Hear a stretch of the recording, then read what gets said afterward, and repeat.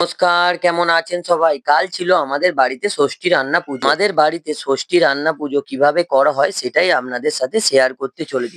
প্রথমেই দেখতে পাচ্ছেন এসব আনাজপত্র বাজার থেকে কিনে নিয়ে আসা হয়ে গেছে। তারপরেই শুরু হয়ে গেল আনাজপত্র কাটাকুটি করার পর্ব। বাড়ির বড় কাকিমা ও দিদিরা সবাই মিলে আনাজপত্রগুলো একসাথে কাটাকাটি করে নিচ্ছিল। আমাদের রান্না পুজোতে নানা রকম ধরনেরই ভাজাভুজি করা হয়। রাতের বেলা থেকে শুরু হয়ে গেল রান্না করার পর্ব। প্রথমেই ভাতটাকে ভালো করে ছেঁকে নেওয়া হচ্ছিল, তারপরে ডালও প্রায় কমপ্লিট হয়ে গেছে। এখানে দেখতে পাচ্ছেন ওলের ফুলুরিও প্রায় রেডি হয়ে গেছে। এবার আপনাদের দেখাবো আমাদের রান্না পুজোতে কি কি রান্না হয়। প্রথমেই আছে সাদা ভাত, তার পাশেই আছে আলু ভাজা, ওলের ফুলুরি, নানা রকম ধরনের ভাজাভুজি, ডাল।